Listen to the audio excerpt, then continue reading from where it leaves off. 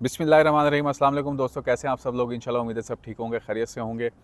आज की वीडियो में हम कवर करने लगे हैं कि मेरे दोस्त, मेरे अज़ीज़, मैंने आप लोगों को बताया था कि अगर आप साउथ एशिया का टूर करते हैं, मलेशिया, थाईलैंड, सिंगापुर, तो उसके बाद आप यूएस का वीज़ा अप्लाई करें।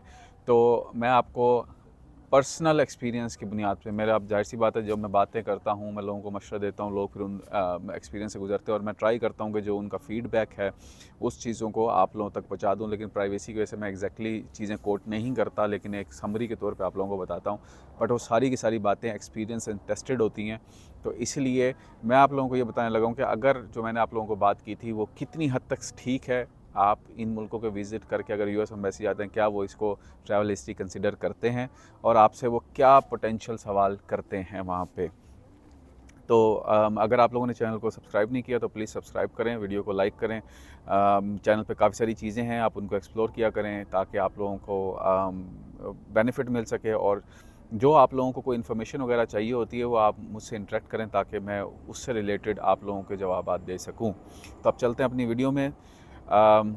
मौसम पहले आप इंजॉय कर लो। मौसम बड़ा ज़बरदस्त है, ठंड है यहाँ पे अप्रैल के महीने में। पाकिस्तान में गर्मी, मैं साउथ एशिया का टूर करके आ रहा हूँ तो वहाँ पे शदीद गर्मी थी और अब शदीद सर्दी के अंदर आ गया हूँ, तो थोड़ा मज़ा भी आ रहा है लेकिन थोड़ा ठंड भी है।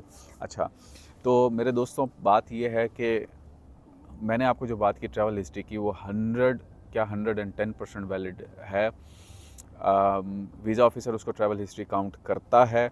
अब उसमें पोटेंशियली वो सवाल क्या कर सकता है कि उसने अगर आपने सिर्फ 2-3 मुल्क बड़े ही फास्ट, एक पर्सनल एक्सपीरियंस में ये भी बात है कि एक बंदे ने मलेशिया से सिंगापुर का ट्रैवल किया और साथ ही अप्लाई कर दिया रीज़न बना के यूएस के लिए। तो अब ट्रैवल हिस्ट्री तो काउंट होगी, लेकिन उसकी रीज़न स्ट्रांग होनी चाहिए कि रीज़न कितनी स्ट्रांग है, वो यूएस करने क्या जाता है। अगर वो कह रहा है कि मैं घूमने फिरने जाता हूँ, तो घूमने फिरने के लिए उसकी हिस्ट्री बहुत थोड़ी है, एक साथ का मुल्क उसने ट्रैवल किया है, मतलब कुछ और बहुत ज़्यादा नहीं किया। बट अगर आप पाकिस्तान से ट्रैवलिंग कर रहे हैं तो आपके लिए जो फिजिबल मुल्क बनते हैं वो दुबई, तुर्की वगैरह, मलेशिया, सिंगापुर, थाईलैंड, ये मुल्क आपको बनते हैं, ठीक है। तो ये आपकी ट्रैवल हिस्ट्री ज़रूर काउंट होती है। अब उसमें क्या करते हैं आप कि ट्रैवलिंग करने के बाद थोड़ा सा वक्फ़ा लेके आएँ, ठीक है, कि एक जगह का टूर कर लिया, उसके बाद आप एक और जगह का ज़रूर टूर करें, ताकि उसमें ये होता है कि आप फ्रीक्वेंट ट्रैवलर के तौर पे उसके सामने चले जाते हैं। अगर मिसाल के तौर पे आपने नहीं किया, आप सिर्फ एक ही जगह पे 2-3 मुल्कों में आपने घूम के वीज़ा अप्लाई किया है, तो अब आपके पास जो जस्टिफ़िकेशन है यूएस जाने की, वो बड़ी स्ट्रॉन्ग होनी चाहिए कि आप बाकी जगहों पे, क्योंकि आपसे सवाल वीज़ा ऑफिसर ये ज़रूर कर सकता है कि आपने क्या कहीं दूर ट्रैवल किया है। मीन्स के आप कभी यूरोप या अमेरिका वाली साइड पे किसी और, साउथ अमेरिका में बहुत सारे मुल्क हैं मिसाल के तौर पे और बड़े वीज़े बड़ी आसानी से मिल जाते हैं।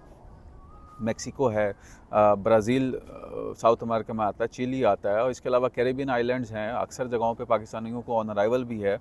तो वहाँ पे कभी आप लोगों ने ट्रैवल किया है, लेकिन अब मोस्टली लोगों को पता नहीं होता, तो इसलिए वो वहाँ पे ट्रैवल नहीं करते, या वो बहुत दूर है, ख़र्चा भी बहुत ज़्यादा होता है। तो इसलिए आपको इस सवाल का जवाब अपने जहन में ज़रूर रखना है कि आप उसका जवाब देंगे। एक पोटेंशियल रिकमेंडेड जवाब ये होता है कि अगर आपकी रीज़न, मिसाल के तौर पे आप वहाँ पे बिज़नेस कॉन्फ्रेंस अटेंड करने जा रहे हैं या पीएचडी हैं, रिसर्चर कॉन्फ्रेंस अटेंड करने जा रहे हैं, तो आपका केस बड़ा परफेक्ट बन जाएगा कि आप ट्रैवलिंग तो इन एरियाज़ में आपने की है, लेकिन अभी यूएस वाली साइड पे आप ट्रैवल के लिए नहीं, आपका पर्पज़ है कॉन्फ्रेंस अटेंड करना, और इसीलिए जो है ना आपने फ़र्स्ट टाइम वहाँ पे अप्लाई किया और दूर आप घूमने फिरने की, चलो इस चांस से हम फ़ायदा उठा लेंगे।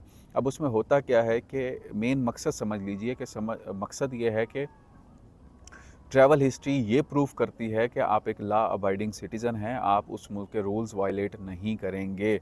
सेकेंडली, आपकी फ़ाइनेंशियल हिस्ट्री और आपका जो एटीट्यूड है वो उस चीज़ को प्रूफ करता है। तो अब ये चीज़ें जब ऑफिसर के सामने हिस्ट्री में चली गई तो उसको थोड़ा सा तसल्ली हो जाती है कि बंदा मतलब नहीं है, यानी कि गलत बंदा नहीं है।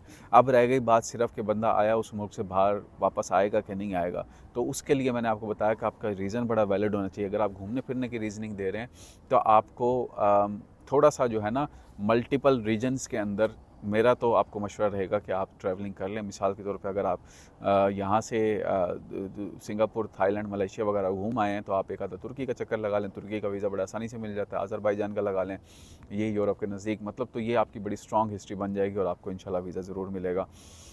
अभी अक्सर लोग ये सवाल करते हैं कि क्रिकेट का मैच होने जा रहा है, T20 वर्ल्ड कप, ठीक है। तो T20 वर्ल्ड कप पे आया यूएस का वीज़ा मिलेगा कि नहीं मिलेगा, मैं आप लोगों को दूसरी वीडियो इस चैनल के ऊपर अपलोड होगी, आप उस वीडियो में जाके इस सवाल का जवाब वहाँ से ले सकते हैं। वीडियो को लाइक करें, चैनल को सब्सक्राइब करें, दोस्तों के साथ शेयर करें। मिलते हैं अपनी अगली वीडियो में। अल्लाह हाफ़िज़।